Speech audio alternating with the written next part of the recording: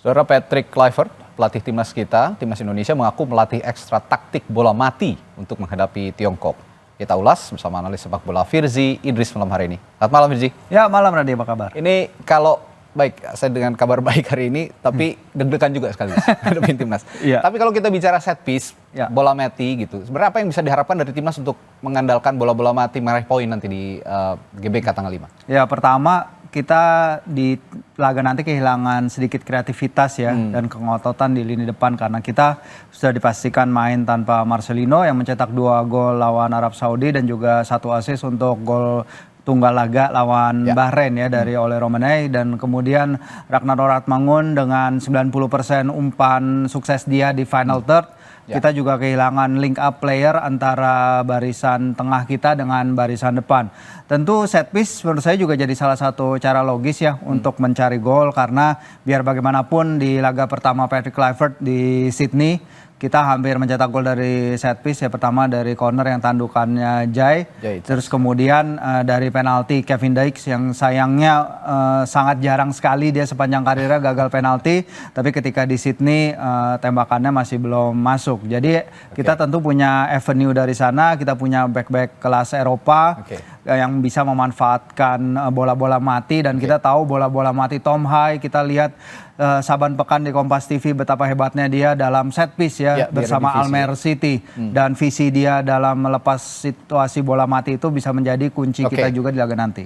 Oke, kita akan lihat satu tayangan ini, ada tayangan timnas kita melawan Tiongkok beberapa waktu yang lalu, mungkin bisa di play. Nah ini saat itu kita kebobolan juga oleh Tiongkok melalui set piece. Iya, di sini Shane berusaha shepherding bola keluar ya, tapi kecolongan dan mereka bisa mencetak gol. Tentu sangat disayangkan kalau apa yang terjadi, dan ini sebenarnya ya optimisme yang sangat tinggi sekali ya. Ada 2 peran defender di sini yang bolong sepertinya. Betul sekali Radi, dan kita datang ke laga ini sebenarnya juga dengan rasa percaya diri tinggi bahwa kita bisa mendapatkan poin dari Qingdao, tapi ternyata ronde 3 kualifikasi itu menunjukkan bahwa ya kita nggak boleh lengah sedikit pun, kita tidak boleh terlalu merasa bahwa di atas angin, dan ini adalah buktinya di pertandingan pertama kita tidak boleh mengulangi kesalahan ini. Dan Coach Patrick sudah mengatakan bahwa dia telah menganalisis dengan sangat pertandingan ini. Dia telah mengatakan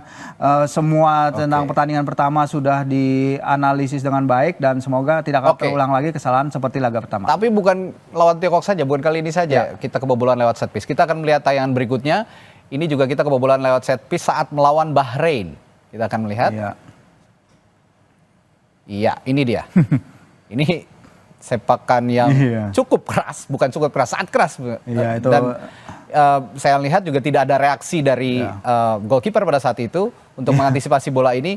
Ini bagaimana melihat set piece kali ini dari sangat bagus sekali ya.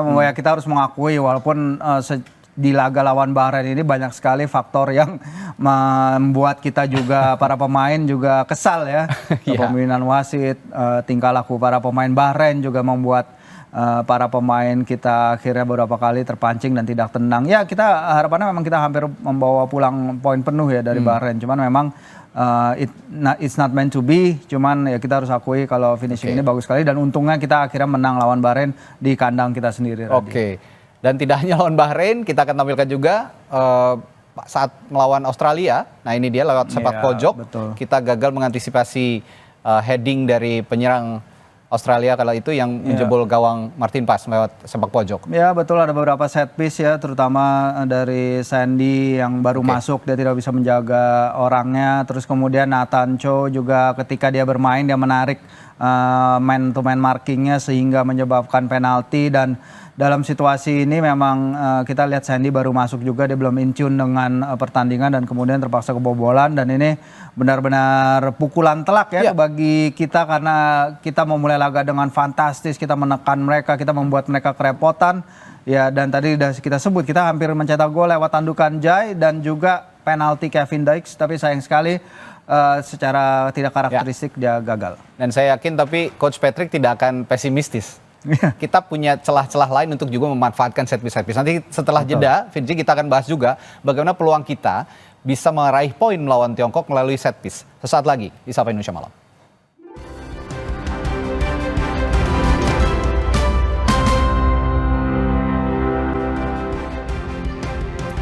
Dan saudara, kita lanjutkan perbincangan dengan Firzi Idris, analis sepak bola. Yang tadi kita bahas adalah bagaimana kita mencetak ataupun mengantisipasi bagaimana gol-gol lawan yang lahir dari set piece. Yang sudah kita bahas tadi, ada 3 tayangan video ya Firzi. Ya. Dari Tiongkok, kita kebobolan lawan Tiongkok, Bahrain dan juga Australia. Kalau melihat 3 tayangan tadi, kenapa kira-kira bisa kita kurang bisa mengantisipasi bola-bola mati seperti tadi? Iya, kalau kita lihat lawan Tiongkok ya sebenarnya itu avoidable banget ya, ketika bola mau di-shepherd keluar, mau diamankan keluar, ternyata kecolongan dan itu berbuah fatal. Begitupun di Australia, organisasi pertahanan kita juga masih sangat tidak maksimal.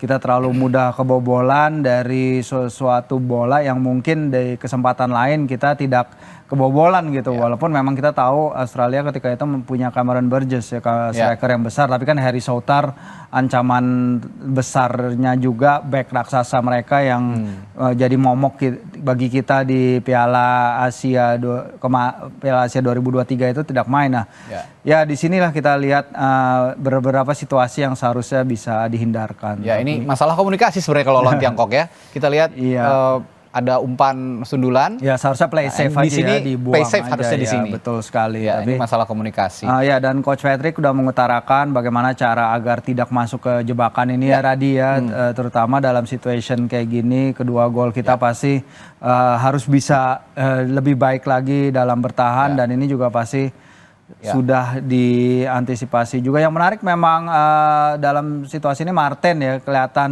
mungkin harus lebih vokal. Nah, nanti kita kan akan bermain dengan kemungkinan besar Emil ya, walaupun memang pilihan Coach Patrick apakah menurunkan Nadeo atau Hernando atau Reza, tapi di atas kertas Emil lebih diunggulkan dan Emil harus bisa lebih vokal.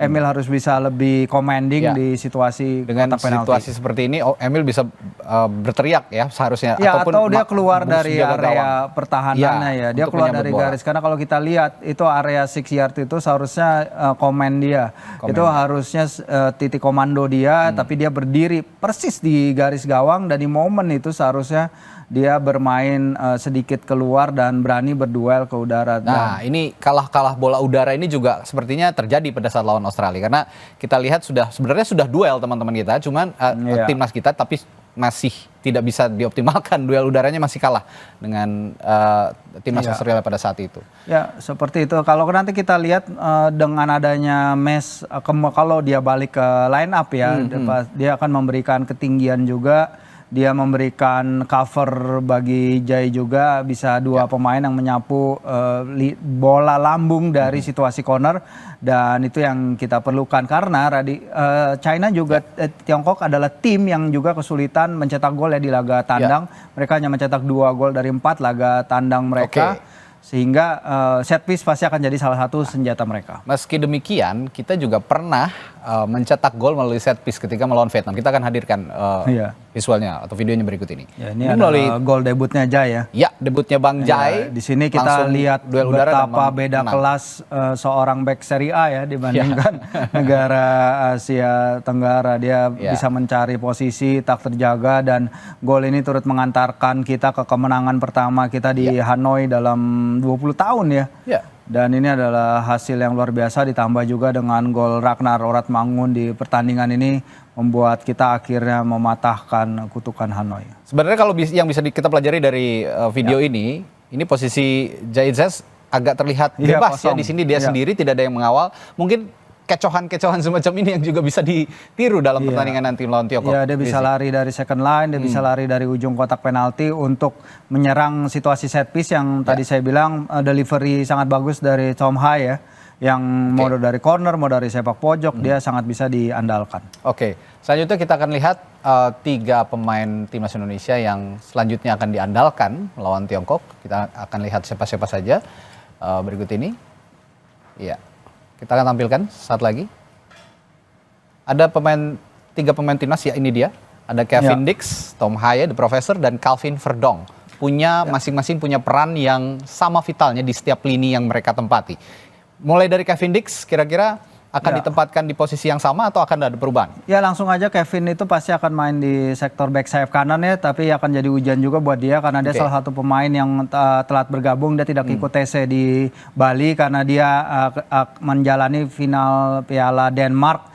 Dan dia menang, dia mengawinkan gelar juga ya Liga Denmark dan Piala Denmark, menang 3-0, tapi adaptasi dia harus cepat karena terakhir kali dia main di final Piala Denmark itu venue pertandingan itu suhunya antara 14 sampai 18 derajat Celcius, sementara hanya dalam 3 hari dia harus bertanding di SUGBK yang suhunya jauh-jauh lebih panas dari itu, benar, dan dia harus cepat beradaptasi karena kita nggak ada cover yang dengan absennya Eliano dan Reinders. Kita akan mengandalkan Asnawi dan juga mungkin Jakob Sayuri di sektor sayap kanan ya. Oke, lalu ada The Professor. Kalau orang bilang katanya Tom Haye ini pemain 70 menit, jadi tidak bisa full bermain. Tapi tidak usah khawatir karena sekarang pelapisnya cukup banyak ya untuk Tom Haye. Dengan adanya Joey juga di lini tengah yang melakoni debutnya kemarin lawan Bahrain, menunjukkan value-nya bagi tim. Joey Pelupesi dia bisa menjadi cover yang sangat bagus bagi Tom. Jadi Tom mungkin tugas bertahannya tidak seberat biasanya sehingga dia bisa lebih eksplor menjadi nomor 8 dan memberikan umpan-umpan ciri khasnya yang biasanya berbuah menjadi pre-assist bagi timnas kita, dan kecerdikan dia melihat ruang itu juga penting. Ya, kalau tadi 70 menit untuk TP, sepertinya kalau Kelvin Verdonk irreplaceable. Kayaknya mereka dia bermain 90 menit tanpa tergantikan, sangat rajin. Ini masih bisa jadi andalan Coach Patrick ya? Iya, Kelvin Verdonk yang kiri ya, menjalani akhir musim luar biasa, bahkan dalam beberapa pertandingan terakhir dia menjadi kaptennya NSI Nijmegen, menunjukkan bagaimana dia punya leadership tinggi juga, dan leadership itu juga kita perlukan di lini belakang dengan kita perlu menjaga clean sheet juga, Radi, dan kita menantikan ya terobosan-terobosannya dari sektor kiri, lari-larinya ke depan, menyokong serangan, dan kita perlu mengkompensasi kehilangan itu tadi ya, Ragnar dan juga Lino, dan bisa jadi itu berasal dari kedua back sayap kita, Kelvin dan Kevin. Oke, kalau begitu ya kita tunggu tanggal 5, meskipun deg-degan saya yakin Coach Patrick punya formula yang luar biasa untuk memberikan kejutan melawan Tiongkok, dan ini sepertinya partai hidup mati Virji yang tidak bisa ditawar-tawar lagi. Kita harus menang lawan Tiongkok untuk menjaga asa lolos ke Piala Dunia 2026 di zona Asia terutama. Terima kasih Virji Idris telah berbincang bersama kami di Sapa Indonesia Malam, sampai ketemu lagi.